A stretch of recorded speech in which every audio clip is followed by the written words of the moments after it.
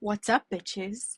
Welcome to the Dream Big Bitches TikTok edition of 10 Things I Know. I had to remember what I was doing. I just recorded a podcast, so I am stuck in limbo. Brandon Lynette here, your host of Listen Bitch Podcast and the founder of Dream Big Bitches. Okay.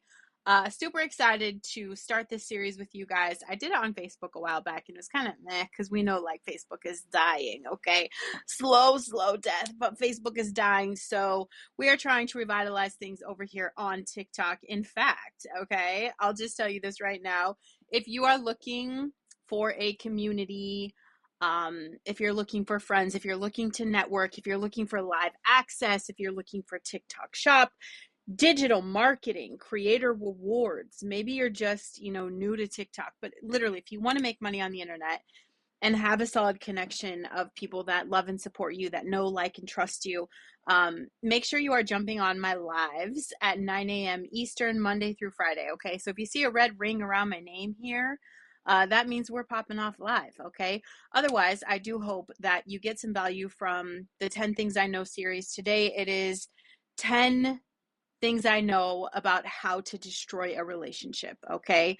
So I know that, first of all, okay, men and women are complete opposites, you guys. Like, our guys don't think like we do. They just don't think like we do. They don't process things the same, and we don't think like them either. So we're very, very different. And if you don't acknowledge that different thought process, if you do not give each other space in that arena, you are definitely going to cause the downfall of your relationship and your marriage. Boys are dumb. Okay, I do feel like we are the superior species, but it takes both of us. I mean, when is the last time, you realize that it does take a man and a woman to have a baby? Because of a man and a woman, you're here. So why don't we do the best we can to try to nurture that cohabitation, okay? So that we can learn to live together and we can flourish and we can actually be happy. But if you want to stay toxic, bitch, I'm all for that. You could stay toxic. So we're going to go through 10 things that are going to destroy your relationship, or rather, maybe you're here for the opposite effect of actually trying to save that shit out there, okay? And a lot of things I talk about, you guys, this is stuff that's going to help you with a lot of relationships in your life, like friendships, working with your kids, your families. Um, I forgot to turn off notifications and I'm like a squirrel. But number one thing to destroy your relationship is to not communicate. Don't communicate. There's nothing to talk about. You should read each other's minds and just have it all figured out, right? Because that's what we like to think. But the truth is, if you are not communicating your needs, your wants, your desires, you can't be pissed at anybody for not showing up in that space. You've got to share your thoughts. You got to share your feelings.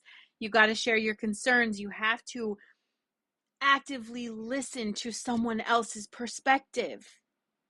It is not about me saying one time to my husband, like, this is how this is, you should get it by now. It's kind of like, especially when I'm talking to my husband, it's like talking to my kids, right? You kind of have to go through that repetition because it's not natural. It's not natural for them. And I feel like when we acknowledge that we all have a different love language, we all speak love in different ways. When we can learn to acknowledge that, we start to see the ways that our partners love us rather than our expectation of how we want them to love us.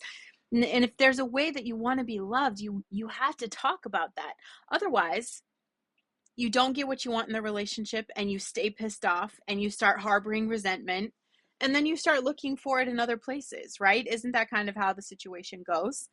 Communication is key. I promise he cannot read your mind and he is not thinking what you're thinking. No matter how many times you try to create a scenario in your head, that is probably not what he's thinking. I've learned to bypass all of that and just say, hey, this kind of happened and it triggered this thought for me. Where are you at with this? Or the way you said this made me feel like this. Where are you at with that? Okay. We're on the same side. Your partner's not out to hurt you. Okay. You're on the same side. Um, Step number two, you want to destroy your marriage. You want to blow up your relationship. Then do not respect boundaries. Just don't. Just push your way into anything and everything. Um, Don't give them personal growth. Don't let them have their independence. Suffocate them, because that shit's going to blow up in your face, okay? I know that part of who I am, I've had to have that freedom. Like, I have to have that personal independence, a place for personal growth. And at the same time, I've had to acknowledge that my husband has to go through his own shit too. He's got to grow through stuff. So it's about deciding together simultaneously that we're going to allow each other room to grow. So it's never about forcing ideas on him. It's never about like, this is how it has to be. It's like, this is my perspective. I think this would benefit you. Where are you at with this? And then he talks about how he feels. And I say, okay, you have the space to grow through that. Never force your shit on someone else. Allow them the space to grow. And then you have to set your boundaries. What is good for you is good for you. And you have to protect that at all costs. Do not give up who you are for someone else unless you really want to destroy the relationship and destroy who you are in the process. If you want to forget who you are and be defined by your marriage and to be defined by your relationship status, then by all means go for it, right? Because we're going to fuck shit up here. Another thing, this would be, I believe we're on number 3, is that trust and honesty. If you want to ruin a relationship, lie through your teeth, okay? But if you're really there to protect and nurture this relationship, then you want to build that trust through honesty, through reliability. And this happens with starting with keeping promises to yourself. That's it. But trust is the foundation in a healthy relationship, and it develops over time with consistent action. So it's not like every once in a while we tell the truth and we slip in a few little lies. It's every single time you have to be consistent. And then you want to be supportive of each other.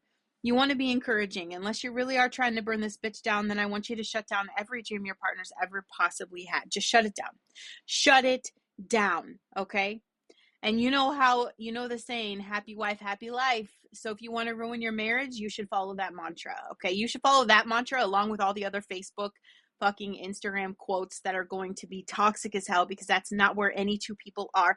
Where you are in your relationship is not where that person that posted that quote is. And when you try to change those things to your perspective, you're burning it down. You're trashing it. But you have to maintain a level of equality, meaning both of us have to be happy. It's happy spouse, happy house. Okay. You are the foundation. I know that my husband and I are the core of that foundation of my kids and who they're going to be.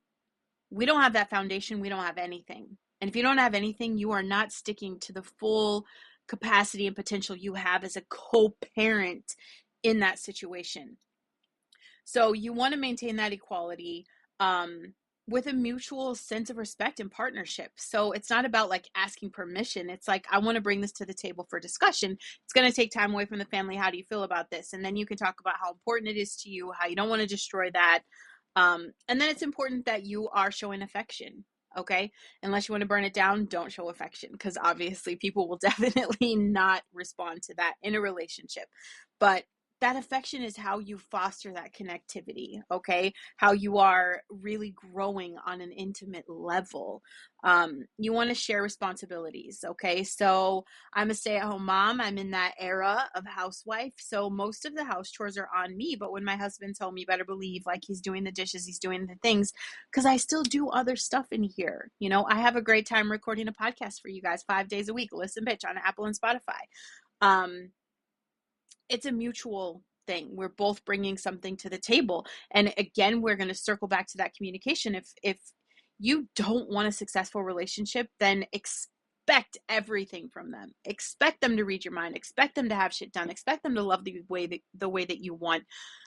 That's not going to grow and flourish anything. It is really about not having those expectations, but having the open communication. Open communication, especially when it comes to like prioritizing each other's well-being. Do a mental health check every once in a while. You've got to show concern for people, for each other, physically, emotionally. Like, there is always a check when I could tell my husband is stressed out, where I could be like, okay, we probably need to do a check-in. How are you feeling? What's going on? And he can communicate, well, I'm not getting enough one-on-one time with you. And then instead of having blow-ups, because you have to learn to fight fair, instead of having those blow-ups, we reach a mutual agreement where we know that, you know, it's time for a date night. But you guys, you could stay toxic as hell as whatever. It's your relationship. I'm saying there's a lot of ways that you can enhance this and you can grow this and you can grow your intimacy, and you guys can light the whole world on fire, or you could burn that bitch down. But number one, it all comes down to how much you love and respect yourself. You teach people how to treat you. You set the bar for how much people are going to love you. So make it high. Self love.